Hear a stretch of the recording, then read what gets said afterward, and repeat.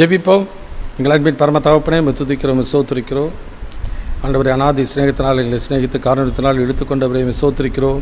எங்கள் மேலே கொண்ட அன்பினாலே முதுபரே பேரான குமாரனா இயேசு எங்களுக்காக இந்த பூமியிலே இரட்சகராக தந்தலினபடினாலே நன்றி. இயேசு எங்களுக்காக தேவனுக்கு சமமாக இருப்பது கொள்ளையாடின பொருளாக எண்ணாமல் தாமே வெறுமையாக்கி அடிமை ரூபம் எடுத்து மனச சாயலாக இந்த பூமியில் காணப்பட்டு மாம்சமும் ரத்தமும் உடையராக பிறந்தபடினால நன்றி. கல்வாரில் பாவ சாபலை ஏற்றுக்கொண்டு எங்களுக்காக ரத்தம் சிந்தி ஜீவனை கொடுத்து அதற்கு நன்றி.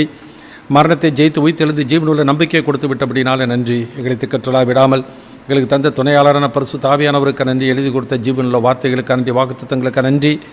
அதன்படியே உண்மையிலோரு போதுமானவருமாக இருக்கிறவரே இயேசு கிறிஸ்து நாமத்தில் இதனால் தியானிக்கிற வசனங்கள் எங்கள் ஆன்மீக வாழ்க்கைக்கு பிரயோஜனமாக இருக்க நம்முடைய வருகைக்கு நாள் ஆயத்தப்பட உதவி செய்யும். தடையாக இருக்கிற அந்த காலத்தின் சக்திகள் எல்லாம் இயேசு நாமத்தில் அகன்று போகட்டும். ஆவியானவர் நீர் அடியனையும் அடியாரில் ஆட்கொண்டு நடத்தும். இயேசு கிறிஸ்து நாமத்தில் தாழ்மையோடு வேண்டி கேட்டுக்கொள்கிறோம் பரமபிதாவே, ஆமென்.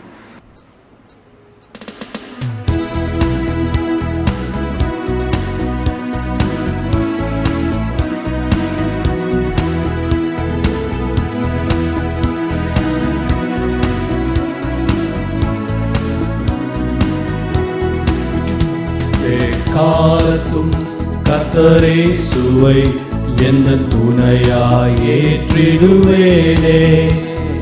காலத்தும் கர்த்தரே சுவை என்ன துணையாய் ஏற்றிடுவேனே. உயர்வோ தாழ்வோ என் நிலையோ எந்த தஞ்சம் இயேசுவே. உயர்வோ தாழ்வோ என் நிலையோ எந்த தஞ்சம் இயேசுவே. காலத்தும் கர்த்தரே சுவை எந்த துணையாய் ஏற்றிடுவேனே.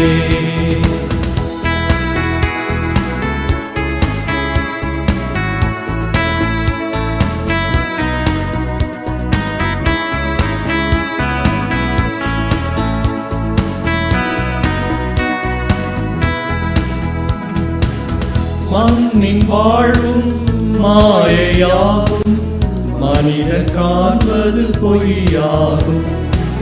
மண்ணின் வாழ்வும் மாயையாகும், மனிதன் காண்பது பொய்யாகும்.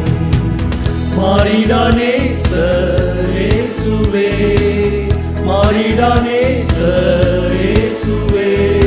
மாறாத அன்பு என்று போதுமே. காலத்தும் கர்த்தரே சுவை என்ன துணையாய் ஏற்றிடுவேனே. காலத்தும் கர்த்தரே சுவை என்ன துணையாய் ஏற்றிடுவேனே.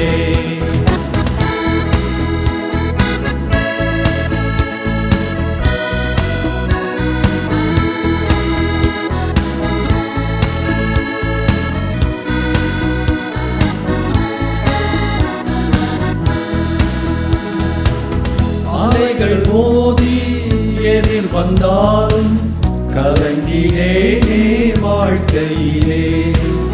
அலைகள் மோதி எதிர் வந்தாலும் கலங்கினேனே வாழ்க்கையிலே. அசையாயந்த நம்பிக்கை, அசையாயந்த நம்பிக்கை நம் கூறம் எந்த இயேசு போதுமே. காலத்தும் கர்த்தரே சுவை எந்த துணையாய் ஏற்றிடுவேனே. காலத்தும் கர்த்தரே சுவை எந்த துணையாய் ஏற்றிடுவேனே.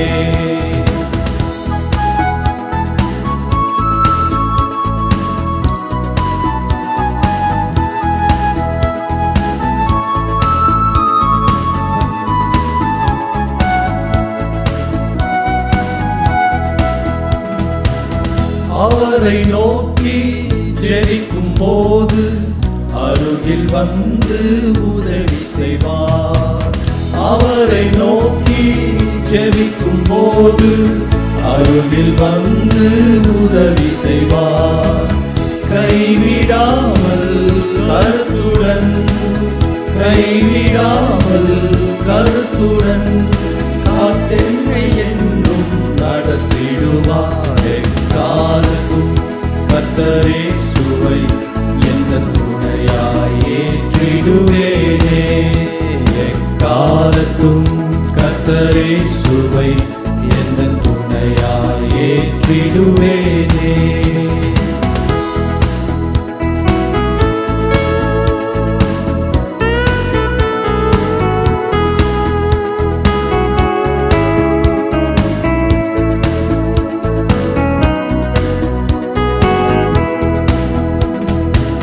தேவ பயமே ஜீவ ஊற்று மரண கண்ணிக்கு விலக்கிடுவே. தேவ பயமே ஜீவ ஊற்று மரண கண்ணிக்கு விலக்கிடுவே. தேவ பாதையில் நடந்திட தேவ பாதையில் நடந்திட தேவாவியானவர் உதவி செய்வார். காலத்தும் கர்த்தரே சுவை எந்த துணையாய் ஏற்றிடுவேனே எக்காலத்தும் கர்த்தரே சுவை எந்த துணையாய் ஏற்றிடுவேனே.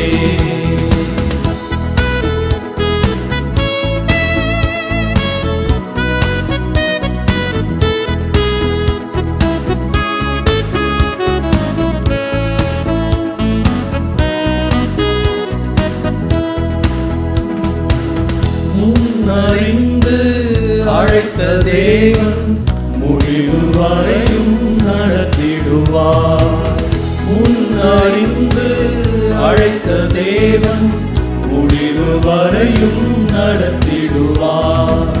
தேவ சாயலாய் மாறியே தேவ சாயலாய் மாறியே தேவாதி தேவனை தரிசிப்பேனே.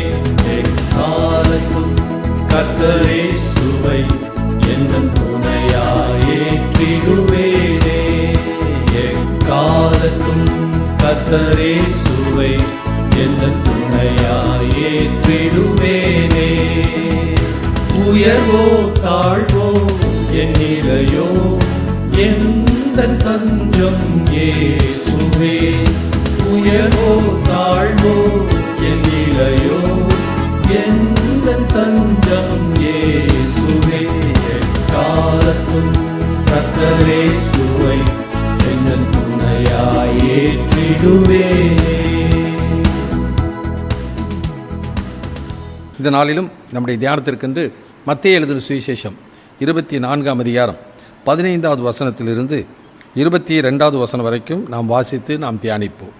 மேலும் பாழாக்குகிற அருவருப்பை குறித்து தானியேல் தீர்க்கதரிசி சொல்லியிருக்கிறானே, வாசிக்கிறவன் சிந்திக்க கடவன். நீங்கள் அதை பரிசுத்த ஸ்தலத்தில் நிற்க காணும்போது யூதேயாவில் இருக்கிறவர்கள் மலைகளுக்கு ஓடிப்போக கடவர்கள். வீட்டின் மேல் இருக்கிறவன் தன் வீட்டிலே எதையாகிலும் எடுப்பதற்கு இறங்காதிருக்க கடவன். வயலில் இருக்கிறவன் தன் வஸ்திரங்களை எடுப்பதற்கு திரும்பாதிருக்க கடவன். அந்நாட்களிலே கர்ப்பவதிகளுக்கும் பால் கொடுக்கிறவர்களுக்கும் ஐயோ! நீங்கள் ஓடிப்போவது மாரி காலத்திலாவது ஓய்வு நாளிலாவது சம்பவியாதபடிக்கு வேண்டிக் கொள்ளுங்கள். ஏனெனில் உலகம் உண்டானது முதல் இதுவரைக்கும் சம்பவித்திராததும் இனிமேலும் சம்பவியாததுமான மிகுந்த உபத்திரவம் அப்பொழுது உண்டாயிருக்கும். அந்நாட்கள் குறைக்கப்படாதிருந்தால் ஒருவனாகிலும் தப்பி போவதில்லை. தெரிந்து கொள்ளப்பட்டவர்களின் நிமித்தமோ அந்த நாட்கள் குறைக்கப்படும். கர்த்தருக்கு மகிமை உண்டாகட்டும். இந்த 24ஆம் அதிகாரத்தில் ஆண்டவராய் இயேசு கிறிஸ்து தேவாலயம் ஆனது இடிக்கப்பட்டு போகிறது, கல்லின் மேல் கல் இராதபடிக்கு இடிக்கப்பட்டு போகும் என்று அவர் சொன்ன பொழுது அவர்கள் ஒலிவ மலையில் வந்து உட்காருகிறார்கள். அப்பொழுது சீஷர்கள் அவரிடத்தில் கேட்குறாங்க 3 கேள்விகள். இவைகள் எப்பொழுது சம்பவிக்கும்? இந்த தேவாலயம் இடிக்கப்பட போகிறது எப்படி சம்பவிக்கும்? 2வது வருகைக்கு அடையாளம் என்ன? இந்த யுகத்துக்கு முடிவுக்கு அடையாளம் என்ன என்று சொல்லி அவர்கள் கேட்கிறார்கள். கேட்கிற கேள்விக்கு பதில் சொன்னது தான் கடந்த வாரத்திலே நாம் அதை தியானித்தோம். 4வது வசனத்திலிருந்து ஆண்டவராய் இயேசு கிறிஸ்து சொல்லுகிற காரியத்தை அந்த 14வது வசனம் வரைக்கும் நாம் பார்த்தோம்.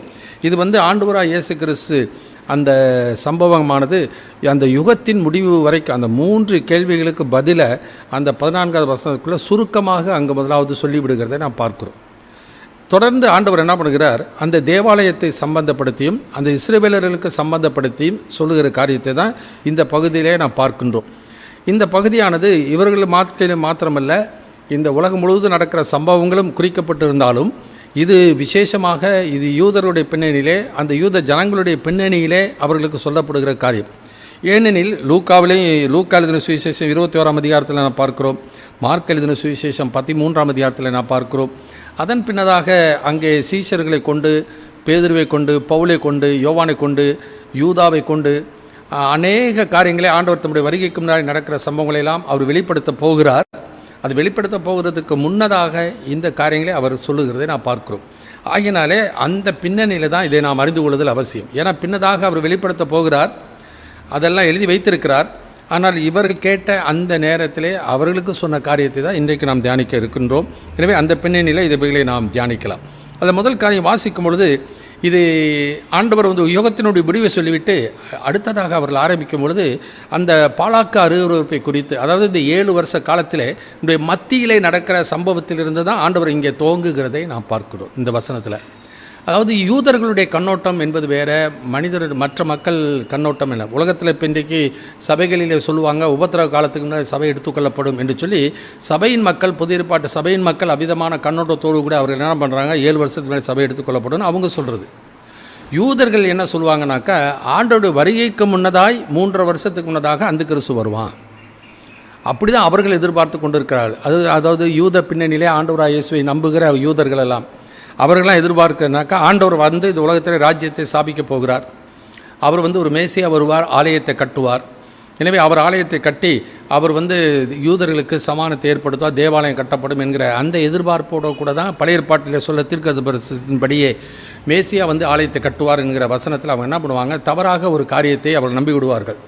யோவான் எழுதின சுவிசேஷம் 5ஆம் அதிகாரத்தில் நான் பார்க்கும் பொழுது 39ஆம் வசனத்திலிருந்து நான் பார்க்கிறோம். வேத வாக்கியங்களை ஆராய்ந்து பாருங்கள், அவைகளால் உங்களுக்கு நித்திய ஜீவன் உண்டென்று எண்ணுகிறீர்களே, என்னை குறித்து சாட்சி கொடுக்கிறவைகளும் அவைகளே. அப்படி இருந்தும் உங்களுக்கு ஜீவன் உண்டாகும்படி என்னிடத்தில் வர உங்களுக்கு மனதில்லை. நான் மனுஷரால் மகிமையை ஏற்றுக்கொள்ளுகிறதில்லை, உங்களில் தேவ அன்பு இல்லை என்று உங்களை அறிந்திருக்கிறேன். நான் என் பிதாவின் நாமத்தினாலே வந்திருந்தும் நீங்கள் என்னை ஏற்றுக்கொள்ளவில்லை. வேறொருவன் தன் சுய நாமத்தினாலே வந்தால் அவனை ஏற்றுக்கொள்வீர்கள். தேவனாலே மாத்திரம் வருகிற மகிமையை தேடாமல் ஒருவரால் ஒருவர் மகிமையை ஏற்றுக்கொள்ளுகிற நீங்கள் எப்படி விசுவாசிப்பீர்கள்? பிதாவினிடத்தில் நான் உங்கள் மேல் குற்றம் சாட்டுவேன் என்று நினையாதிருங்கள். நீங்கள் நம்புகிற மோசேயே உங்கள் மேல் குற்றம் சாட்டுவான். எனவே இங்கு வாசிக்கும் பொழுது அந்த ஆண்டவராகிய இயேசு கிறிஸ்து அவர்கள் சொல்கிறார், பிதாவின் நாமத்தில் வந்திருந்தும் நீங்கள் என்னை ஏற்றுக்கொள்ளவில்லை, ஒருவன் தன் சுய நாமத்தில் வருவான், அவனை நீங்கள் ஏற்றுக்கொள்வீர்கள் என்று சொல்லி அவங்க என்ன நினைப்பாங்கனாக்கா, சகரியா தீர்க்க தரிசன புத்தகத்தை நாம் எடுத்துக்கொள்வோம். அவர்கள் என்ன பண்ணுவாங்கனாக்கா, வேதத்தினுடைய அறிவு இல்லாதபடினாலும் ஆண்டவராகிய இயேசுவை மேசியாவாக ஏற்றுக்கொள்ளாதபடியினாலும் அவர்கள் என்ன பண்ணுவாங்க, தங்களுடைய உலக ஞானத்தோடு கூட அவர்களுடைய எதிர்பார்ப்பில் தான் என்ன பண்ணுவாங்க, அந்த மேசியாவை அவர்கள் பார்க்கிறார்கள். எனவே 6ஆம் அதிகாரத்தில் பார்க்கும்பொழுது 12வது வசனத்திலிருந்து நான் வாசிக்கலாம். அவனோட சொல்ல வேண்டியதாவது, சேனைகளின் கர்த்தர் உரைக்கிறது என்னவென்றால், இதோ ஒரு புருஷன், அவருடைய நாமம் கிளை எனப்படும். அவர் தம்முடைய ஸ்தானத்திலிருந்து முளைத்தெழும்பி கர்த்தருடைய ஆலயத்தை கட்டுவார். இந்த வசனத்தை அவங்க என்ன பண்ணுவாங்க, ஆண்டவராய் இயேசு கிறிஸ்து செய்ய போகிறார் என்கிறதை அவர்கள் அறியாமல், அவர்கள் வேதத்தினுடைய சத்தியத்தை அவர்கள் உணராமல் போகிறபடியினாலே அவர்கள் பொய்யை விசுவாசிக்கத்தக்கதாக கொடிய வஞ்சகத்தை அவர்களுக்கு தேவன் அனுப்புவார். ஆகினாலே ஒருவன் சுய நாமத்தில் வருவான், அவனை ஏற்றுக்கொள்வார்கள், தேவாலயம் கட்டப்படும், அவன்தான் உண்மை மேசியா என்று சொல்லி எண்ணிக்கொண்டு இருக்கும் பொழுது ஆண்டவராய் கர்த்தர் என்ன பண்ணுவார், பிசாசானவனை அந்த 7 வருடத்தினுடைய மத்தியிலே அந்த பிசாசான வானத்திலிருந்து அவனை கீழே தள்ளுகிறதை வெளிப்படுத்தின விசேஷம் 12ஆம் அதிகாரத்தில் நான் பார்க்க முடியும். வெளிப்படுத்தின விசேஷம் 12ஆம் அதிகாரத்தில் நான் பார்க்கும் பொழுது அங்கே 7வது வசனத்திலிருந்து நான் பார்க்கிறோம். வானத்திலே யுத்தம் உண்டாயிற்று, மிகாவேலும் அவனை சேர்ந்த தூதர்களும் வலு சர்ப்பத்தோடே யுத்தம் பண்ணினார்கள். வலு சர்ப்பம் அதை சேர்ந்த தூதரும் யுத்தம் பண்ணியும் ஜெயம் கொள்ளவில்லை. வானத்தில் அவர்கள் இருந்த இடமும் காணப்படாமற் போயிற்று. உலகம் அனைத்தையும் மோசம் போக்குகிற பிசாசு என்றும் சாத்தான் என்றும் சொல்லப்பட்ட பழைய பாம்பாகிய பெரிய வலு சர்ப்பம் தள்ளப்பட்டது. அது பூமியிலே விழத் தள்ளப்பட்டது. அதனோடே கூட அதை சேர்ந்த தூதரும் தள்ளப்பட்டார்கள். அப்பொழுது வானத்திலே ஒரு பெரிய சத்தம் உண்டாகி, இப்பொழுது இரட்சிப்பும் வல்லமையும் நமது தேவனுடைய ராஜ்யமும் அவருடைய கிறிஸ்துவின் அதிகாரமும் உண்டாயிருக்கிறது. இரவும் பகலும் நம்முடைய தேவனுக்கு முன்பாக நம்முடைய சகோதரர் மேல் குற்றம் சுமத்தும் பொருட்டு அவர்கள் மேல் குற்றம் சாட்டுகிறவன் தாழ தள்ளப்பட்டு போனான். எனவே அந்த பிசாசானவன் இந்த உலகத்துக்கு அதிபதி என்று யோவான் 14:30 ஆண்டவராகிய இயேசு சொல்கிறார். ஆதாம் ஏவாள் என்றைக்கு ஆண்டுடைய வார்த்தைக்கு செவி கூடாமல் பிசாசுடைய வஞ்சக வார்த்தைகளை செவிடுத்து அவர்கள் கீழ்ப்படியாமல் போனார்களோ அந்த நாளிலிருந்து அவன் இந்த உலகத்துக்கு அதிபதியாக இன்றைக்கு வரைக்கும் இருந்து கொண்டிருக்கின்றான். ஆனால் அந்த 7 வருஷத்தினுடைய மத்தியிலே ஆண்டவராகிய கர்த்தர் அந்த பிசாசானவனை வானத்திலிருந்து கீழே தள்ளுவார். அவனோடு கூட அதை கீழ்ப்படியாமல் போன தூதர்களும் தள்ளப்படுவார்கள். தள்ளப்படும் பொழுது அவர்கள் இந்த உலகத்துக்கு அவனுக்கு கடைசி சான்ஸ். ஏன்னா அதே 12ஆம் அதிகாரத்தில் வெளிப்படுத்தும் விசேஷத்தில் 12ஆம் அதிகாரத்தில் பார்க்கும்போது 11வது வசனத்தில் போய் பார்க்கிறோம். மரணம் நேரிடுகிறதா இருந்தாலும் அதற்கு தப்பும்படி தங்கள் ஜீவனையும் பாராமல் ஆட்டுக்குட்டியின் இரத்தத்தினாலும் தங்கள் சாட்சியின் வசனத்தினாலும் அவனை ஜெயித்தார்கள். ஆகையால் பரலோகங்களே, அவைகளில் வாசமாயிருக்கிறவர்களே கலிகூறுங்கள். பூமியிலும் சமுத்திரத்திலும் குடியிருக்கிறவர்களே ஐயோ, பிசாசானவன் தனக்கு கொஞ்ச கால மாத்திரம் உண்டென்று அறிந்து மிகுந்த கோபம் கொண்டு உங்களிடத்தில் இறங்கினபடியால் உங்களுக்கு ஆபத்து வரும் என்று சொல்ல கேட்டேன். எனவே பிசாசுக்கு இப்போ முதல்ல ஆண்டவருடைய சமூகத்தில் இருந்தவன் தான், ஆண்டவரை துதித்து கொண்டிருந்தவன் தான். அங்கேருந்து விலத்தள்ளப்பட்டான், மத்திய ஆகத்தில் வந்தான். எனவே இன்றைக்கு அந்த மத்தியாகத்தில் இருந்து கொண்டு துரைத்தனங்கள், அதிகாரங்கள், அந்தகார லோகாதிபதிகள், வானமண்டலத்தில் பொல்லாத ஆவிகளின் சேனைகளுக்கு தலைவனாக அவன் இருந்து கொண்டிருக்கிறான். இவனை குறித்து அந்த 4 காரியங்களை வெளிப்படுத்தின விஷயத்தில் வாசிக்கிறோம். பிசாசு என்றும் சாத்தான் என்றும் சொல்லப்பட்ட பழைய பாம்பாகிய பெரிய வலுசர்ப்பம் தள்ளப்பட்டது. 4 காரியங்களை குறித்து ஒரே நபரை குறித்து அங்கே சொல்லப்படுது வாசிக்கிறோம். இதில் வாசிக்கிறோம் பிசாசுன்னு அவனை சொல்லுவாங்க, அவனை சாத்தான்னு சொல்லுவாங்க. பழைய பாம்பாகியனாக்கா ஆதி ஆமத்தில் பாம்பு என்று சொல்லப்பட்ட பிசாசானவன். அதே மாதிரி வெளிப்படுத்தின விசேஷத்தில் சர்ப்பம் என்று வலு சர்ப்பம் என்று சொல்லப்படுகிறது. எல்லாம் ஒரே நபர் தான் குறிக்குது. அவன் தான் அந்த அதிகாரி. அவன் கீழே தள்ளப்படும் பொழுது அவன் என்ன பண்ணுவான், இன்றைக்கி தனக்கு கொஞ்ச காலம் மாத்திரம் அவனுக்கு தெரியும், இனிமேல் கொஞ்சம் தான் இருக்குது காலம். அதனால் கடைசியாக தான் இழந்து போன அந்த அதிகாரத்தை தக்க வைத்துக் கொள்வதற்கு ஒரே ஒரு வழி தான் அவனுக்கு உண்டு. இந்த உலகம் முழுவதையும் மோசம் போக்குகிறவன், எல்லா ஜனங்களையும் மோசம் போக்குறவன். ஏறக்குறைய 6000 ஆண்டுகளாக அவன் இந்த உலகத்தை ஆண்டு கொண்டிருந்தவன். இப்பொழுது கொஞ்ச காலம் தான் இருக்கணும்னு ஒரே ஒரு சான்ஸ் அவனுக்கு என்னன்னாக்கா, யூத ஜனங்களை அழித்து விட்டால் இயேசு இந்த பூமிக்கு வர முடியாது, வரமாட்டார். இரட்சக விசுவாசி, தேவனை விசுவாசித்த பரிசுத்தவான்களெல்லாம் மேகம் போன்ற இத்தரத்தரான சாட்சிகளும் சரி, ஆண்டவராக இயேசு இரட்சகராக ஏற்றுக்கொண்ட மக்களும் சரி, அவர்கள் எல்லாரும் ஆண்டவர் தம்மோடு கூட கூட்டி சேர்த்து கொள்ளப் போகிறார். எனவே ஆண்டவராக இயேசு கிறிஸ்து இந்த பூமியிலே மறுபடி வருவதற்கு முக்கியமான காரணங்கள் என்னன்னாக்கா, ஆதாம் இழந்து போன அந்த அதிகாரத்தை மறுபடியும் அவர் ரெஸ்டோர் பண்ணி ஆகணும், மறுபடியும் திரும்ப கொண்டு வரணும். 2வது ஆபிரகாமுக்கு சொன்ன வாக்குத்தத்தம், அந்த ஜனங்களுடைய அவருடைய ஆபிரகாமுடைய சந்ததியாகிய இஸ்ரவேல் ஜனங்களுக்கு அந்த தேசத்தை மறுபடியும் வாக்கு பண்ணினபடியே நீ பார்க்கிற இந்த மிதிக்கிற தேசத்தை உனக்கு தருவேன் என்று சொன்ன வாக்குத்தத்தம், அதை மறுபடியும் ஆண்டவர் என்ன பண்ணுவோம், அந்த ஜனங்களுக்கு கொடுக்க வேண்டும். எனவே இந்த காரியங்கள் நிறைவேற உதாரணமாக புரிகிற மாதிரி சொன்னாக்கா, ஒரு பிள்ளைக்கு ஒருத்தர் மிட்டாய் கொடுத்தாங்க. ஒருத்தர் மிட்டாய் கொடுத்த ஒரு ஸ்கூலில் கொடுக்குறாங்க, இல்லை யாராச்சும் விருப்பப்பட்டு ஒரு மிட்டாய் கொடுக்குறாங்க. அந்த மிட்டாயை யாராச்சும் பறிச்சுட்டு போயிட்டாங்கன்னா அந்த பிள்ளை அழுதுகிட்டே அவங்க அப்பா அம்மாட்ட சொல்லணும், மிட்டாயை ஒருத்தன் பறிச்சுட்டு போயிட்டான். உடனே அப்பா அம்மா சொல்லுவாங்க, சரி போயிட்டு போது நான் வேறு ஒரு மிட்டாய் உனக்கு தரேன் அப்படின்னு சொல்லிட்டு போயிடுவாங்க.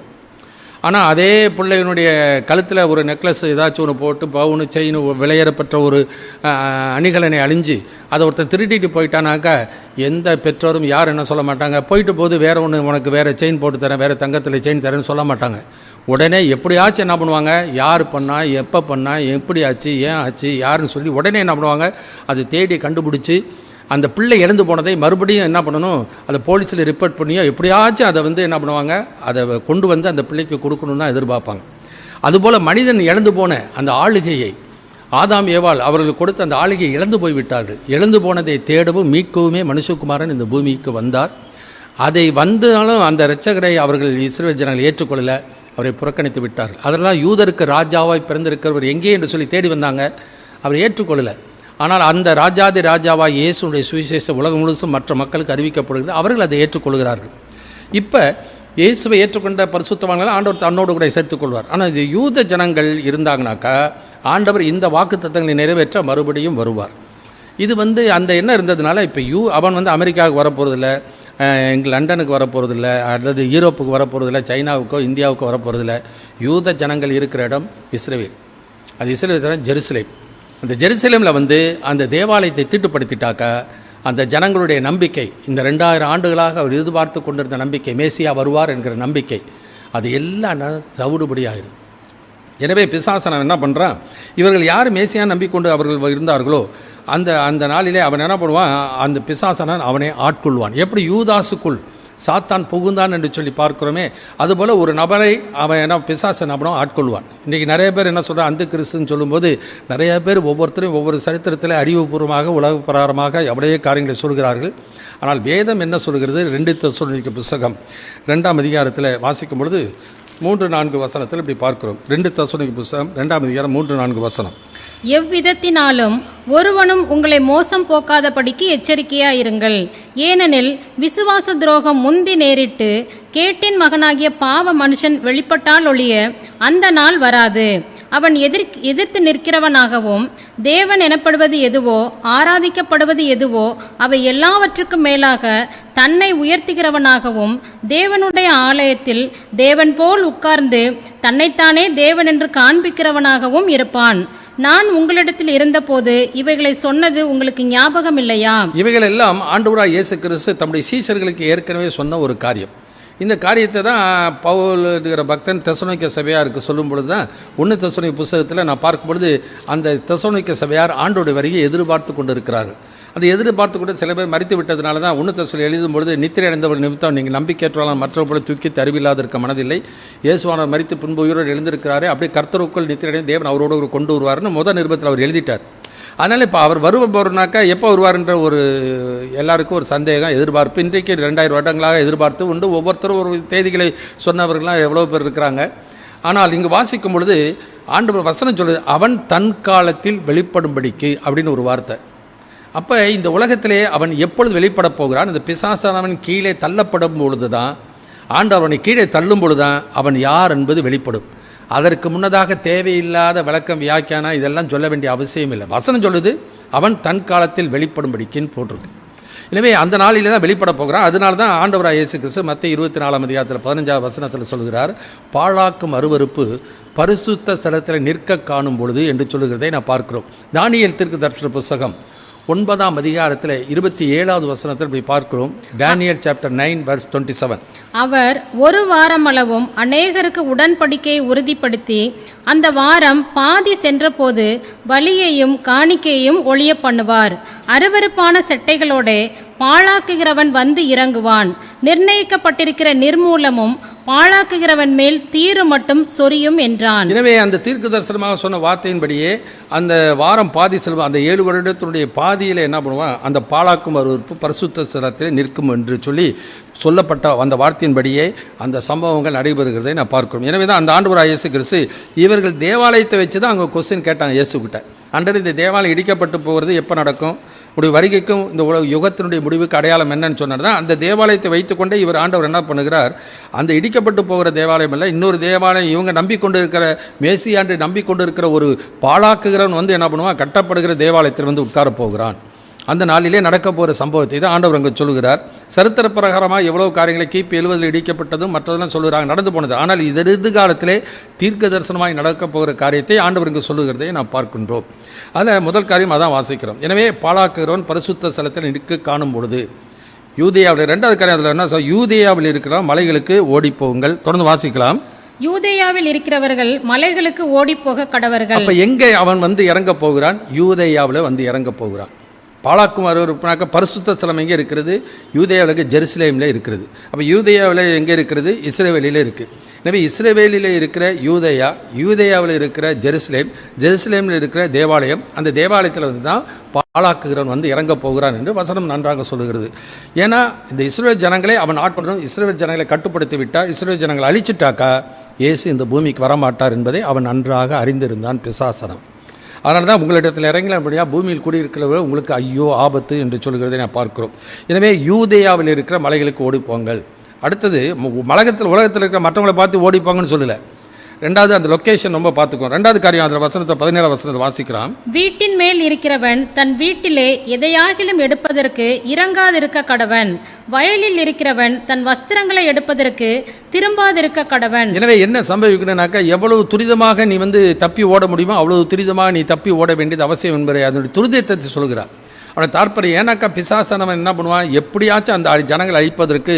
ஏன்னா அவன் அந்த வெளிப்படுத்த 12ஆம் அதிகாரத்தில் 12வது வசனத்தில் வாசிக்கும் பொழுது அவனுக்கு கொஞ்சம் வாசிக்கலாம், 12 மறுபடியும் வாசிக்கலாம். ஆகையால் பரலோகங்களே, அவைகளில் வாசமாய் இருக்கிறவர்களே களிகூறுங்கள், பூமியிலும் சமுத்திரத்திலும் குடியிருக்கிறவர்களே ஐயோ, பிசாசானவன் தனக்கு கொஞ்ச காலம் மாத்திரம் உண்டென்று அறிந்து மிகுந்த கோபம் கொண்டு உங்களிடத்தில் இறங்கினபடியால் உங்களுக்கு ஆபத்து வரும் என்று சொல்லுகிறதை நான் பார்க்கிறேன். எனவே மிகுந்த கோபத்தோடு கூட அவன் வருகிறான்.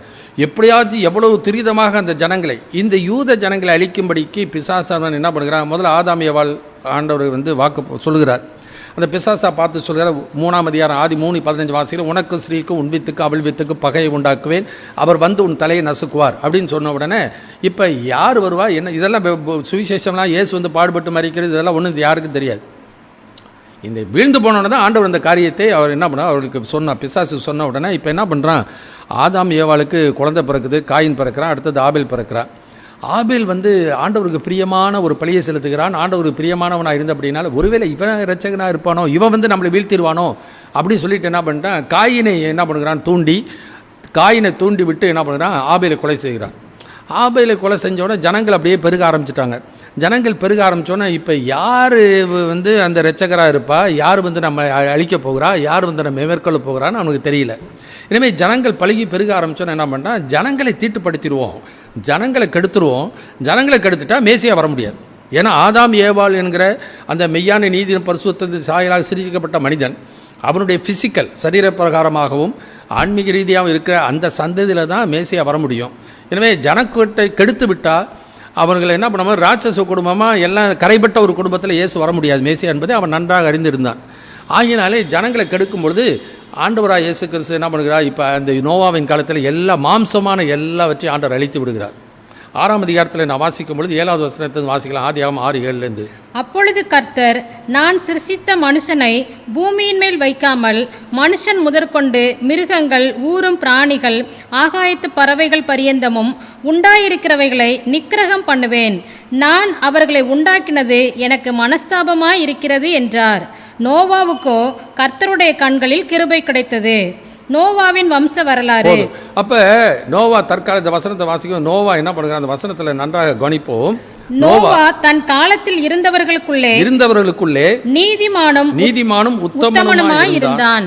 நோவா தேவனோடு கூட சஞ்சரித்து கூட he was perfect physically as well as spiritually. அதாவது ஆதாம் ஏவாளை எந்த ஃபிசிக்கல் கண்டிஷன் மாம்சப்பர எப்படி அவர்களை படைத்தாரோ அதே விதமான ஒரு நிலையில தான் அவனுடைய சரீரமும் எந்த விதமான ஒரு அப்பளுக்கும் கரைப்பட்ட நிலைமையில் ஆவிக்குரிய ரீதியாகவோ சரீர பிரகாரமாகவோ எந்த விதத்திலும் கரைப்பட்ட ஒரு நிலை இல்லாமல் நோவாவும் அவர் குடும்பத்தார் இருக்கிறார்கள். எனவே அவர்களை மட்டும் ஆண்டவர் காப்பாற்றி மற்ற எல்லாவற்றையும் ஆண்டவர் அழித்து போடுகிறதை நாம் பார்க்கிறோம். அந்த நோவாவின் மூலமாக தான் சேம் கம் ஜாஃபெத் இவர்கள் மூலமாக தான் இந்த மனுக்குலம் முழுவதும் அங்கே பரவி வருகிறதை நான் பார்க்கிறோம். இது சரித்திரத்தில் என்ன பார்த்தோம்னால் நிறையா காரியங்கள் என்ன பண்ண முடியும், சரித்திர ராஜாக்கள் காலத்திலையும் சரி. அப்போ எகிப்தில் அவர்களை அழிக்க முயற்சித்தான், அந்த இரட்சகரை அழிப்ப சிறு பிள்ளைகள்லாம் கொல்ல பார்த்தான். இப்படிமா சரித்திரத்தில் பயிர் படித்தா நிறையா காரியங்களை பார்க்கும். 6 மாத குழந்தையில் ஆண்டவராக இயேசுனுடைய வருகை அங்கே எதிர்பார்த்து கொண்டிருக்கிற சூழ்நிலை அத்தாலியாலின் நாட்களிலே அந்த பிள்ளையை அவர்கள் காப்பாற்றி 7 வயசில் ராஜாவாக்கி இஸ்ரவேலுக்கு அந்த தாவீதுடைய வம்சத்தில் அவர்களை கொண்டு வருகிறார். எனவே ஆதாமுக்கு சொன்ன வாக்கு தத்தத்தினுடைய இந்த உலகத்திலே அவருக்கு இயேசுவுக்கு கீழ்ப்படுகிறவர்களுக்கு தேவனுக்கு கீழ்ப்படுகிறவர்களுக்கு அந்த ஆளுகையை கொடுக்கணும். ஆபிரகாமுக்கு சொன்ன வாக்கு தத்தத்தின்படியே அந்த ஜனங்களை அந்த தேசத்தில் கொண்டு மறுபடியும் குடியிருக்க பண்ணணும். அடுத்தது வாசிக்கும் தாவீதின் வம்சத்திலே அவர் இந்த பூமியில் அரசாட்சி செய்யும். ஏன்னா தாவீதோடு அவர் பண்ணின உடன்படிக்கை. இந்த 3 காரியங்களை நிறைவேற்றுவதற்காக தான் ஆண்டவராகிய இயேசு கிறிஸ்து இந்த பூமிக்கு வரப்போகிறார், வந்து ராஜ்யத்தை ஸ்தாபிக்க போகிறார். அதான் மனந்திருமகள் பரலோக ராஜ்யம் சமீபித்திருக்கிறது. இதை அறிந்தபடினால பிசாசு என்ன பண்ணுறான், இயேசு பிறந்த பொழுது அந்த எரோதை வைத்து பிள்ளைகளை கொண்டுட்டாக இயேசு செத்துருவார்னு அவன் நினச்சான். அநேக முறையில் அவர்கள் பரிசேய சைசர்களை ஏவ விட்டு அவர்களை கல்லால் அறிஞ்சு கொள்ளவும் மேலையிலிருந்து கீழே விழத்தள்ளி அவரை கொல்லும்படி முயற்சித்தான். கடைசியில் என்ன பண்ணால் சிலுவையில் ஆணி அடிப்பதற்கு இஸ்ரவேல் ஜனங்களை ஏவ விட்டு அந்த இயேசுவை கொண்டுட்டாக்கா அது கதை முடிஞ்சிடும்னு நினச்சான். ஆனால் ஆண்டவர் தம்முடைய திட்டத்தின்படியே 3ஆம் நாள் உயிரோடு எழுந்தார். துரைத்தனங்களை அதிகாரம் உரிந்து கொண்டு வெளியரங்கமான கோலமாக்கி சிலுவையில் ஆணி எடுத்து வெற்றி சிறந்து விட்டார். மரித்தார். ஆனாலும் 3ஆவது நாள் உயிரோடு எழுந்து மரணத்துக்கு பாதாளத்துக்குரிய திறவுகோள்களை உடையவராக இருக்கிறார். அப்போ சொல்றார், இயேசு வானத்தின் பூமியிலும் சகல அதிகாரம் எனக்கு கொடுக்கப்பட்டு விட்டது. எனவே இப்போ அந்த அதிகாரத்தை உடையவராக இருக்கின்றார். இந்த ஜனங்களுக்கு இன்றைக்கு இஸ்ரவேல் ஜனங்கள் செய்த தவறு இயேசு தேவனாகிய கர்த்தரை குறித்த சாட்சியை உலகத்துக்கு செய்ய தவறிவிட்டார்கள். எனவே ராஜ்யம் அவர்களிடத்திலிருந்து எடுக்கப்பட்டு கனி கொடுக்கக்கூடிய பிரவணத்தாருக்கு அறிவிக்கப்பட்டது. இன்றைக்கி அந்த கிறிஸ்துவின் சுவிசை விசுவாசிக்கிற நம்மை கொண்டு ஆண்டவர் என்ன பண்ணுகிறார்? உலகத்தில் இயேசுவை பற்றி அறிவிக்க கடமையை நமக்கு வைத்திருக்கிறார். அப்போஸ்தலர் 1:8 வாசிக்கிற பரிசுத்தாவியினிடத்தில் வரும்போது நீங்கள் பலனடைந்து எருசலேமிலும் யூதேயாவிலும் சமாரியாவிலும் பூமியின் கடைசி வரைந்து எனக்கு சாட்சிகளாக இருப்பீர்கள்னாக்கா, வெறும் சாட்சியாக வாழ்கிறது மாத்திரமில்லை, கிறிஸ்தவராக பேரில் வாழ்ந்து பிரயோஜனம் இல்லை. கிறிஸ்துவை பற்றி மற்றவர்களுக்கு சொல்ல வேண்டிய கடமை ஒவ்வொரு கிறிஸ்தவனுக்கும், இயேசு தெய்வம் என்று நம்புகிற ஒவ்வொரு எந்த ஸ்தாபனமும் எந்த ஒரு போதனையில் இருந்தாலும் சரி, இயேசுவுக்கு சாட்சியாக இருக்க தவறினால் இஸ்ரவேலுக்கு என்ன சம்பவித்ததோ அதே தான் எல்லாருக்கும் சம்பவிக்க போகுது. ஆனால் ஆண்டவருக்காக சாட்சியாக யார் வாழ்கிறார்களோ அவர்களை தான் தேவன் என்ன பண்ணுகிறார்? கிறிஸ்துவுக்குள் அவர்களை தெரிந்து கொள்கிறார். அது கிருபையினால் உண்டாகிற தெரிந்து கொள்ளுதல் அது.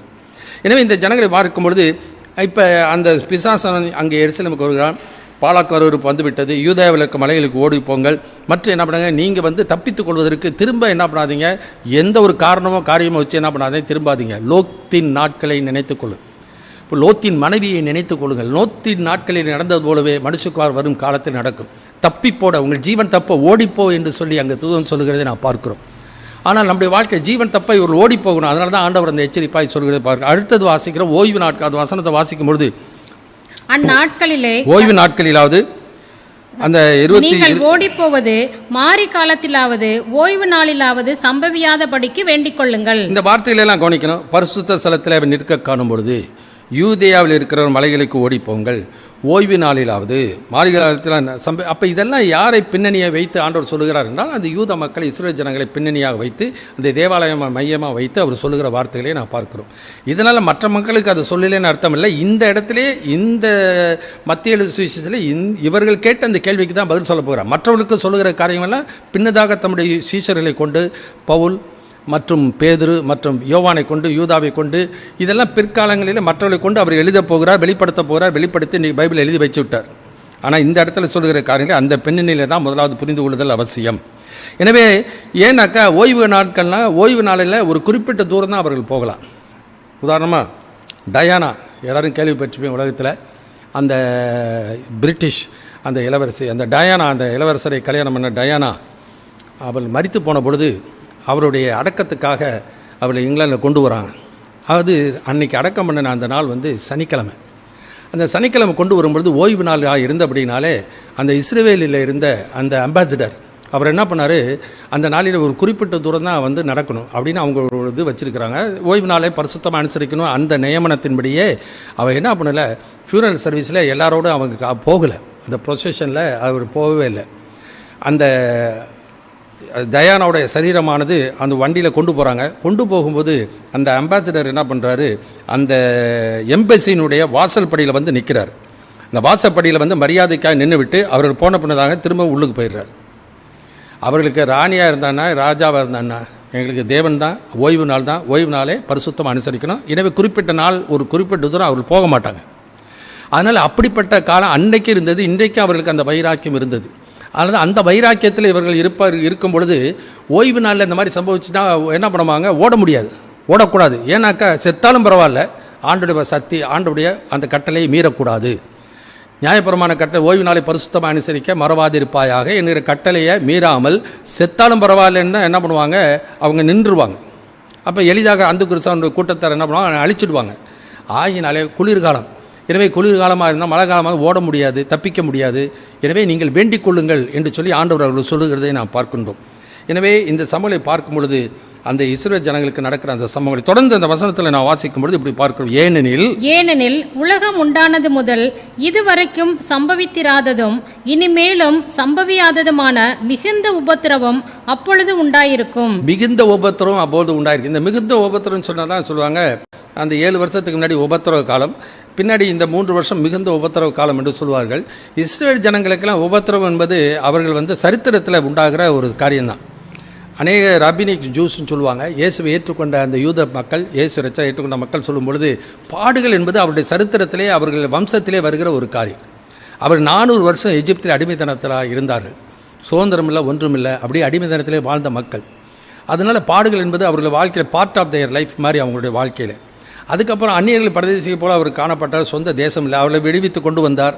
வனாந்தரத்தை 40 வருஷம் சுற்றுனாங்க. வனாந்தரத்திலே அவிசுவாசிகள் கீழ்ப்படியாதெல்லாம் அழிஞ்சு போனாங்க. அதுக்கப்புறம் பார்த்தீங்கன்னாக்கா நியாயாதிபதி காலத்தில், யோசுவாவின் காலத்தில் சமாதானமாக இருந்தாங்க. நியாயாதிபதி காலத்தில் கொஞ்ச நாள் நல்லா இருந்தாங்க. அப்புறம் கொஞ்ச நாள் ஆச்சு, இவர்கள் கீழ்ப்படியாமல் போனபடினாலே அவருடைய மற்ற சுற்றுப்புறத்தார் மற்ற ஜாதிக்காரங்களாம் என்ன பண்ணுறாங்க, அவருடைய உடைமையிலெல்லாம் கொள்ளையடிச்சிட்டு போகிறாங்க. உடனே ஆண்டவர் நோக்கி ஜெபிப்பாங்க, ஒரு இரட்சகரை எழுப்புவார், அவர்களுக்கு விடுதலை தருவார், சமாதானமாக இருக்கும். திரும்ப கீழ்ப்படியாமல் போவாங்க, திரும்ப இன்னொரு இரட்சகரை எழுப்புவாங்க. இப்படியே அவர் சரித்திரம் போய் கடைசியில் ராஜா வேணும்னு, ராஜாவாக இருந்தாக்கா நம்ம சமாதானமாக இருக்க முடியும்னு சொல்லி உலக பிரகாரமாக இன்னி கர்த்தரை ராஜாவாக ஏற்றுக்கொள்ள அவர்கள் புறக்கணித்து விட்டார்கள். இது சாமிகளுக்கு வருத்தமாக இருந்தது, தேவனுக்கு வருத்தமாக இருந்தது. அவர்கள் உலக பிரகாரமாக பார்க்குற மாதிரி ஒரு தோள்பட்டை, எல்லாருடைய தோள்பட்டை உயரமான ஒரு மனிதனை அவர்களுக்கு ராஜாவாக ஏற்படுத்தினார். ஆக சூப்பரான ஒரு ஆளை ராஜாவை கொடுத்த மனுஷன் நினச்சான்.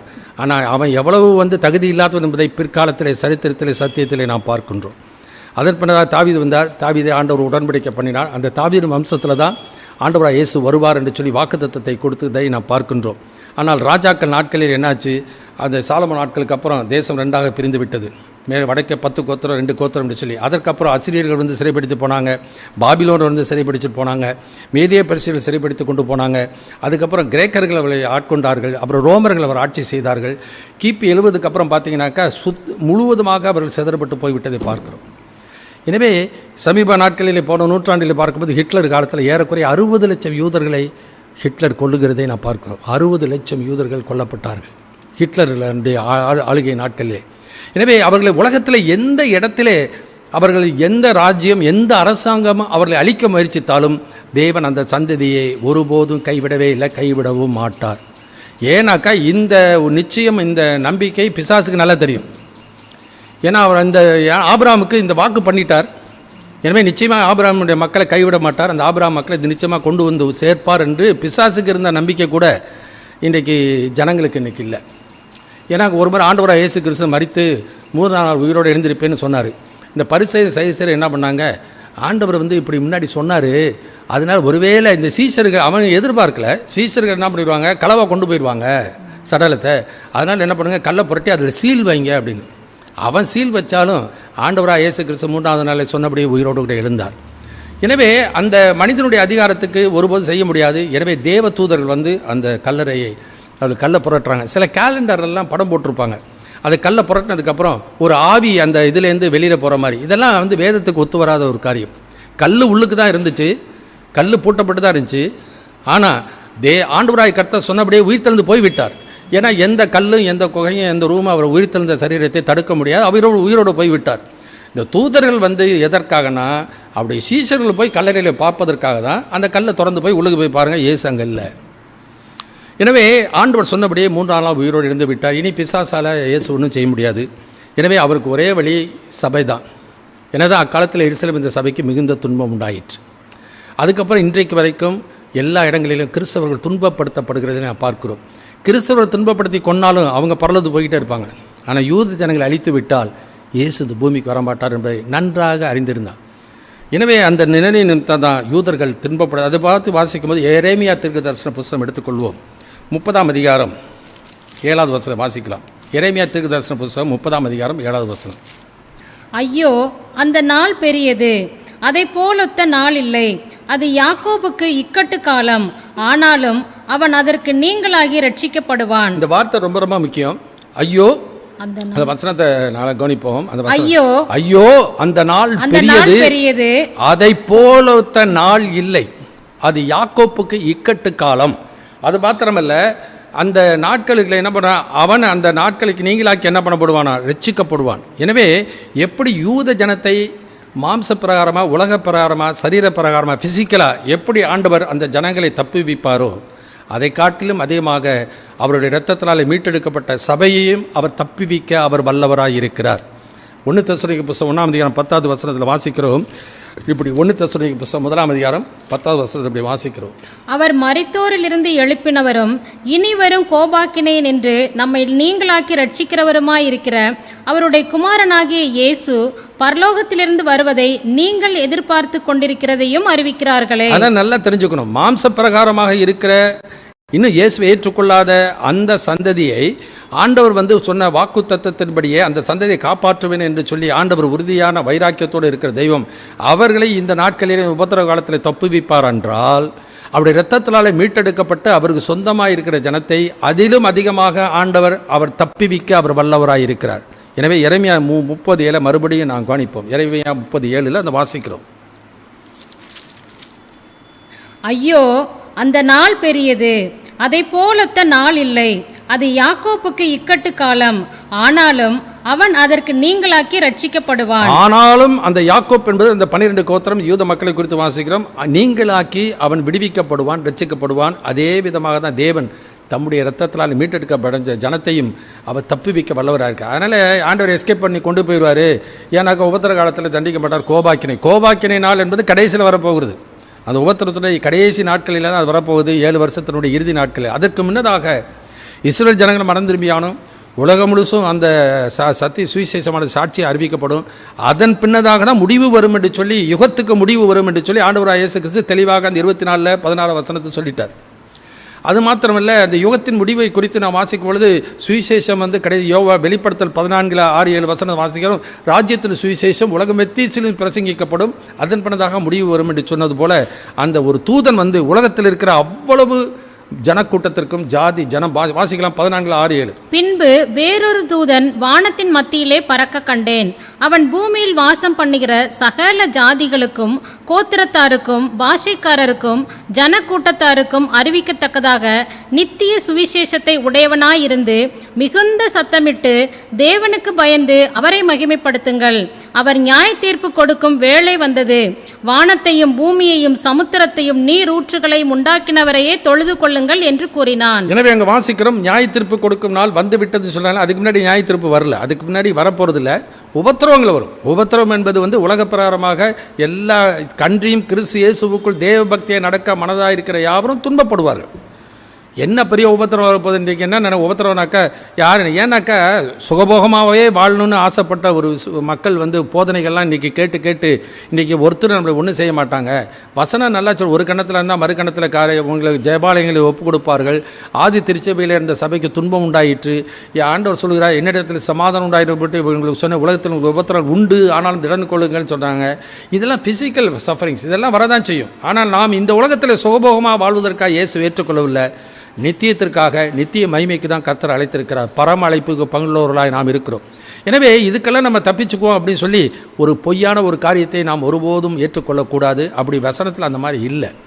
ஆகினால எப்படி இஸ்ரவேல் ஜனங்களை உலகப்பிரகாரமாக லிட்டரலாக அந்த ஜனத்தை எப்படி அந்த உபத்திரவ காலத்தில் அவர்களை தப்புவித்து காப்பாற்றுவாரோ, அதிலும் அதிகமாக தம்முடைய ஜனத்தை இயேசுரத்தால் மீட்டெடுக்கப்பட்ட மக்களை அவர் அந்த உபத்திரவ காலத்திலே ஆண்டவர் மேலே வைக்கிற விசுவாசம் இருக்கா இல்லை அங்கே பரீட்சை பார்க்கிற ஒரு காலம். லூக்கா எழுதின சுவிசேஷம் 21 34, 35, 36.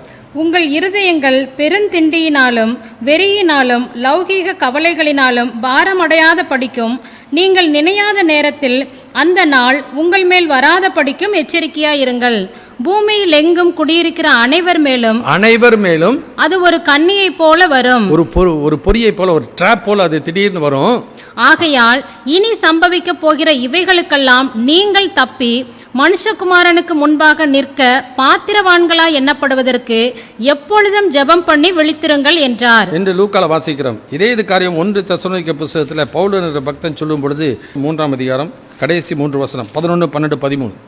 1 தெசலோனிக்க புத்தகம் 3ஆம் அதிகாரம் 11, 12, 13. நம்முடைய பிதாவாகிய தேவனும் நம்முடைய கர்த்தராகிய இயேசு கிறிஸ்துவும் உங்களிடத்திற்கு எங்களை நேராக வழி நடத்துவாராக.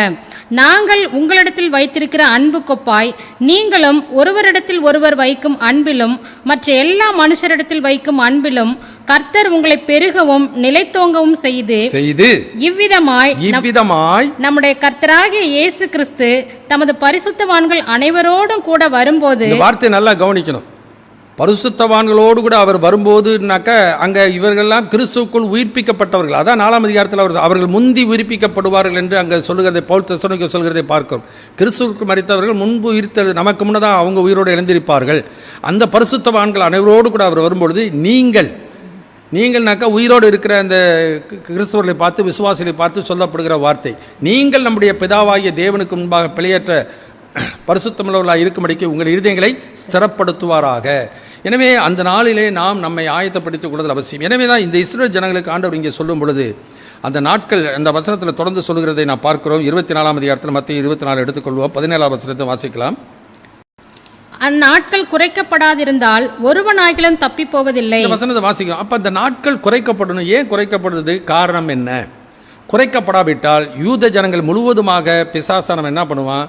அந்த கிறிஸ்துவின் தலைமையிலே அவனோடு சேர்ந்த மற்ற மக்கள் என்ன பண்ணுவாங்க? அவனை தெய்வமாக ஏற்றுக்கொண்டவர்கள், அவனுடைய முத்திரையை தரித்த மக்கள் எல்லாரும் ரொம்ப நாளாக இன்றைக்கு நமக்கு தெரியுது. இன்றைக்கு பெலிஸ்தர்களுக்கும் இன்றைக்கி இஸ்ரவேல் ஜனங்களுக்கும் உண்டாகிற பிரச்சனைகள். எனவே இன்றைக்கும் என்னையே அந்த சமாதானம் இல்லாத ஒரு சூழ்நிலை, பிரச்சனை இருந்து கொண்டே தான் இருக்கிறது.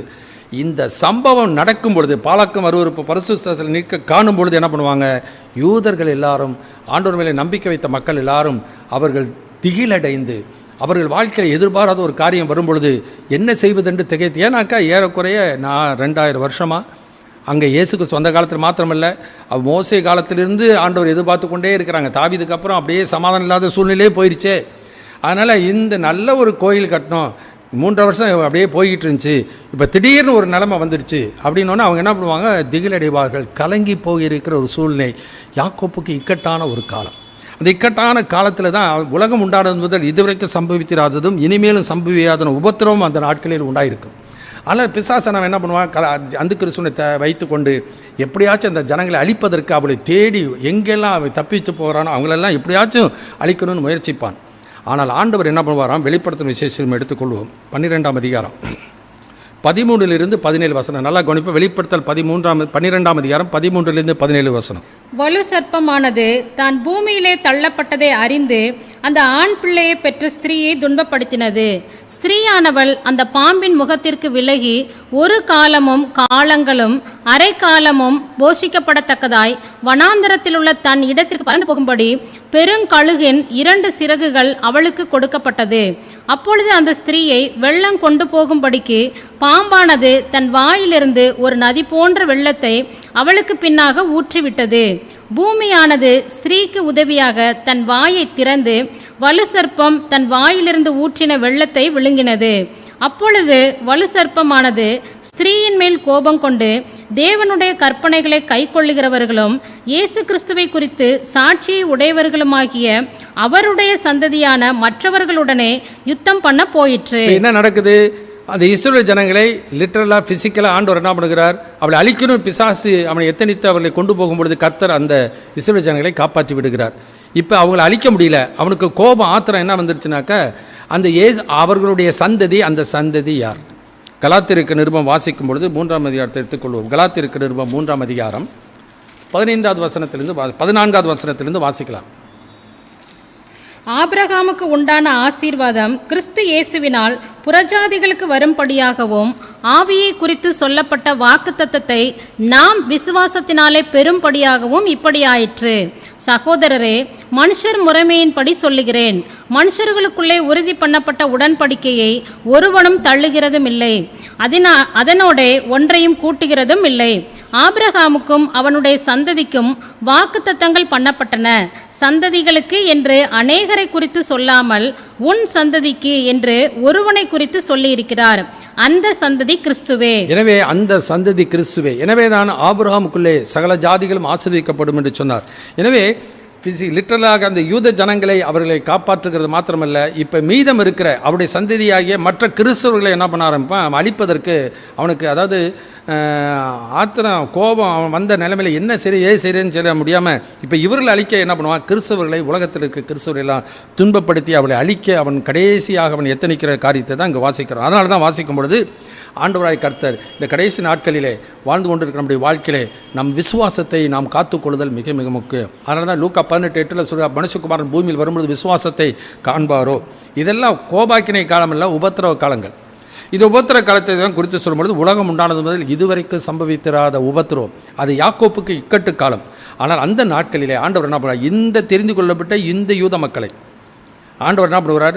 உலகப்பிரகாரமான அந்த மக்களை அழிக்கப்படாதபடிக்கு கர்த்தர் அவர்களை காப்பாற்றுவார். அவர்கள் நிமித்தமாக அந்த நாட்கள் என்ன பண்ணப்பட்டிருக்கான்? குறைக்கப்பட்டிருக்கான். கிறிஸ்தவர்கள் அப்படி இல்லை. 2000 வருஷமாக இயேசு ஏற்றுக்கொண்ட எவ்வளோ பரிசுத்தவான்கள், மேகம் போன்ற திரளான சாட்சிகள் இன்றைக்கு கர்த்தருக்குள்ளே அன்றைக்கு இருக்கிறார்கள், கர்த்தரோடு கூட இருக்கிறார்கள். அவர்களெல்லாம் ஆண்டவர் எழுப்பி கொண்டு வர போகிறார். அதில் நாட்கள் குறைச்சாலும் சரி குறைக்காட்டியும் சரி ஆண்டவர் அவர்களை எல்லாம் கொண்டு போய் சேர்க்க போகிறார். ஏன்னா அவர் ஜீவனுள்ளோருக்கு அவர் தேவனாக இருக்கிறார். ஆனால் இந்த மக்கள், இந்த யூத மக்கள் லிட்டரலாக ஃபிசிக்கலாக உலக பிரகாரமாக அவள் இருக்க வேண்டும். முக்கியமான 3 காரியங்கள். ஆதாமுக்கு சொன்ன வாக்குத்தத்தத்தை ஆண்டவர் நிறைவேற்றும். யூத மக்களுக்கு ஆபிரகாம் கொடுத்த வாக்குத்தத்தத்தின்படியே அந்த ஜனங்களை அங்கே கூட்டி சேர்க்கணும். அடுத்தது தாவீதுக்கு கொடுத்த வாக்குத்தத்தத்தின்படியே வாசிக்கலாம். லூக்கா எழுதின சுவிசேஷம் 1ஆம் அதிகாரம் எடுத்துக்கொள்ளோ.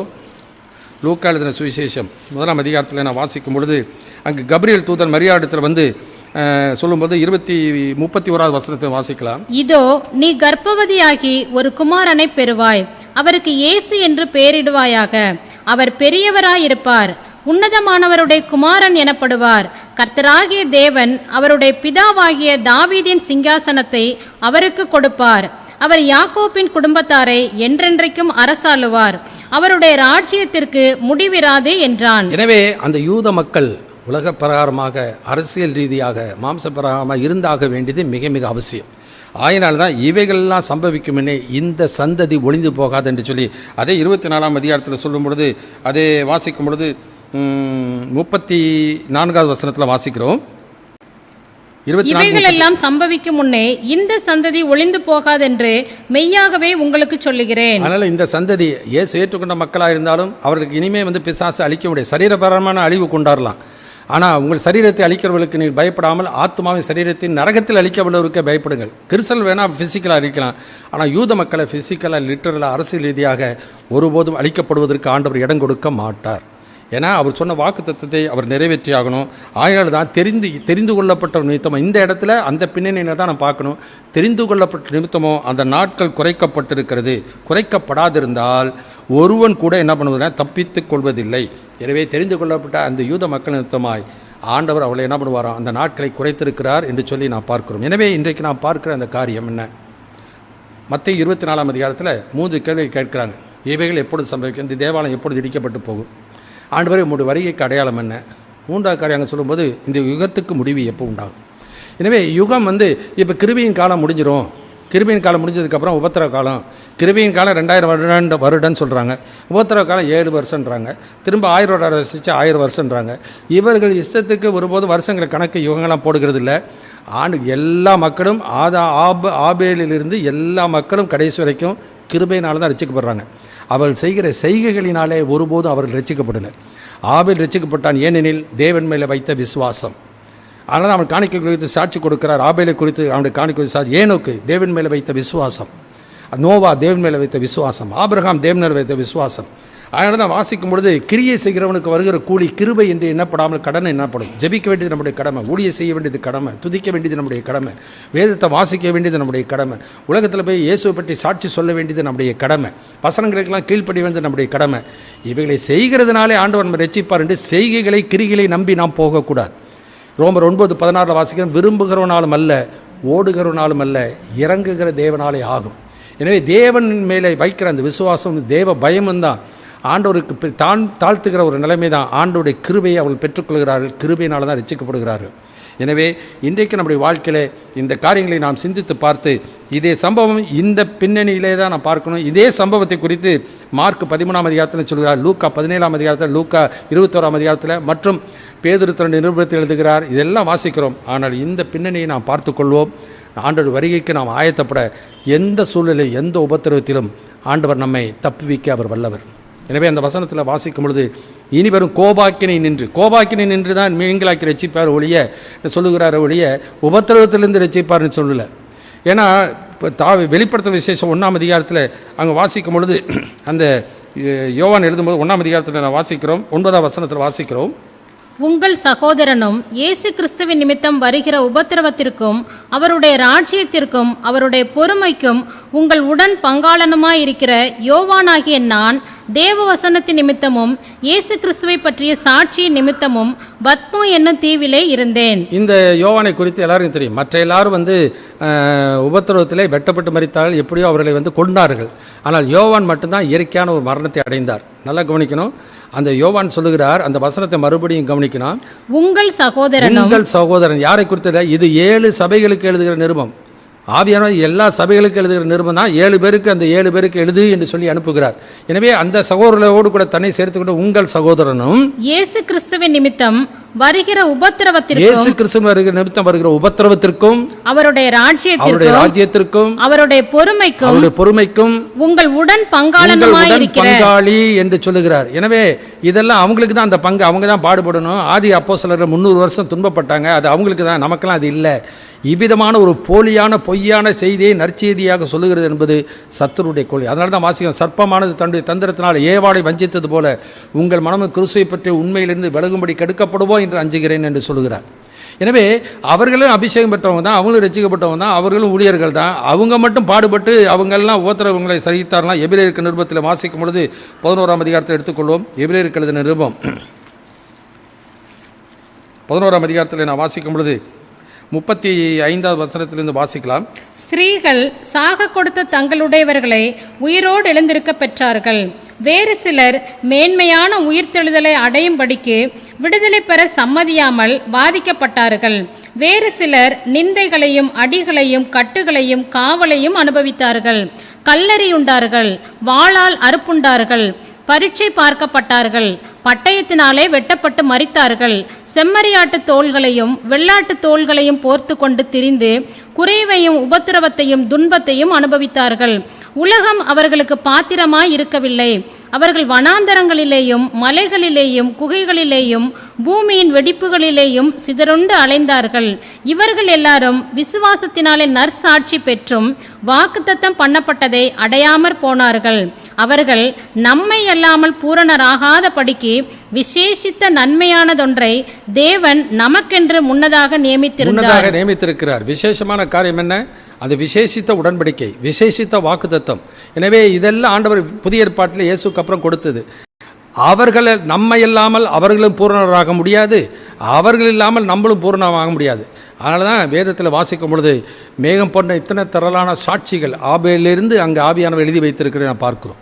எனவே இவர்களெல்லாம் பார்க்கும்போது யோவான் எழுதுகிறார், உங்கள் உபத்திரவத்துக்கு உடன் பங்காளி என்று சொல்லி, அவரும் நமக்கு பங்காளி தான், நாம் அவர்களுக்கு பங்காளி தான். அதனால் உபத்திரவத்தில் வரும்போது பாடுகள் இருக்காது என்று சொல்லி ஒருபோது நம்முடைய வாழ்க்கையிலே ஒரு பொய்யான ஒரு நற்செய்தி, பொய்யான ஒரு காரியத்தை நற்செய்தி போல சொல்லி இன்றைக்கு நம்முடைய வாழ்க்கையிலே ஏமாந்து விடாமல் விசுவாசத்தில் உறுதியாக இருப்போம். ஏன்னா அந்த கிறிஸ்து வருகிறதுக்கு முன்னாடி என்ன சம்பவிக்கும்? விசுவாச துரோகம் முந்தி நேரிடும். இந்த விசுவாச துரோகத்துக்கு ஒரு காரியம் நான் சொல்லிட்டு போகிறேன். யோவான் எழுதின சுவிசேஷம் 6ஆம் அதிகாரம் 66வது வசனம். யோவான் எழுதின சுவிசேஷம் 6ஆம் அதிகாரம் 66வது வசனம். அது முதல் அவருடைய சீஷரில் அநேகர் அவருடனே கூட நடவாமல் பின்வாங்கி போனார்கள். எனவே இந்த 666 முதல்ல வரும். இந்த 666 வந்ததுக்கு அப்புறம் தான் அந்த கிறிஸ்து என்கிற 666 அவன் வெளிப்படுவான். இன்னைக்கு அந்த 666 அந்த அந்த கிறிஸ்துவை காமிச்சு இந்த யோவான் 6:66 எல்லாரும் இன்னைக்கு விட்டுறாங்க. ஏன்னாக்கா 60வது வசனத்தில் வாசிக்கலாம். யோவான் 6:60 அவருடைய சீஷரில் அநேகர் இவைகளை கேட்ட பொழுது, இது கடினமான உபதேசம், யார் இதை கேட்பார்கள் என்றார்கள். உபத்திரம் வரும்னாக்கா எல்லாருக்கும் எப்படி தான் இருக்குது, கடினமான உபதேசமாக தான் இருக்குது.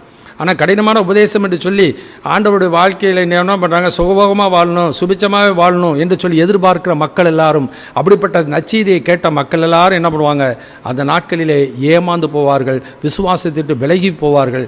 1 தெசலோனிக்கேயர் 1 தீமோத்தேயு 4:1-2 வாசிக்கிற ஆவியானவர் வெளிப்படையாக சொல்லுகிறபடி பிற்காலங்களிலே மனசாட்சியிலே சூடுண்ட பொய்யருடைய மாயத்தினாலே சிலர் வஞ்சிக்கிற ஆவிகளுக்கும் பிசாசு உபதேசங்களுக்கு செவி கொடுத்து விசுவாசத்தை விட்டு விலகி போகக்கூடிய ஒரு காலம். எனவே இந்த நாட்களில் வாழ்கிறோம். எனவே இந்த வசனங்களை வாசித்து நம்முடைய வாழ்க்கையில் தேவன் நமக்கு வாக்கு பண்ணினதை நிறைவேற்ற வல்லவராக இருக்கிறார். எனவே பலவிதமான அந்நிய போதனைகளினால் அழைப்புண்டு தெரியாதிருங்கள், போஜன பதார்த்தங்களினால் அல்ல, கிருபையினால் இருதயம் சிறப்படுகிறது நல்லது. எனவே தொடர்ந்து அடுத்த வாரத்தில் மீதமுள்ள காரியங்களை நாம் பார்க்க ஆவியான உதவி செய்வாராக. ஜெபிப்போம். எங்கள் அன்பின் பரம தகப்பனே, உம்மை துதிக்கிறோமப்பா, நான் சோத்திரிக்கிறோம். ஆண்டவரை என்ன சம்பவிக்க போகிறது என்பதை நீர் முன்னதாக உமது ஆவியானவரை கொண்டு நீ எழுதிவிட்டீர். உம்முடைய வாயின் வார்த்தைகளாலே நீ இவைகளை நமக்கு சொல்லியிருக்கிறீர். அதற்காக நன்றி ஆண்டவரே. ஆண்டவரே, அந்த வசனங்களை நீர் எப்படி நோவாவுக்கு முன்னதாக வெளிப்படுத்தினீரோ, அவன் தற்காலத்தில் காணாதவைகளை குறித்து தேவ எச்சரிப்பை பெற்று பயபக்தி உள்ளவன் ஆனானோ, அதுபோல் நாங்களும் ஆண்டவரே, நாங்கள் அந்த விசுவாசம் உள்ளவர்களாய் அந்த வார்த்தைகளை ஏற்றுக்கொண்டு நோவா பேழையை ஆயத்தம் பண்ணினது போல நாங்களும் உம்முடைய வருகைகளை ஆயத்தப்படுத்திக் கொள்ள தொடர்ந்து எங்களுக்கு உதவி செய்யும். உடைய நாமத்தை மையப்படுத்தும். இயேசுவின் நாமத்தில் வேண்டி கேட்டுக்கொள்கிறோம் பரமபிதாவே, ஆமென். என் ஆத்துமாவே கர்த்தரை ஸ்தோத்திரி, என் முழு உள்ளமே பரிசுத்தமுள்ள நாமத்தை ஸ்தோத்திரி. என் ஆத்துமாவே கர்த்தரை ஸ்தோத்திரி, அவர் செய்த சகல உபகாரங்களை மறவாதே. ஆமென்.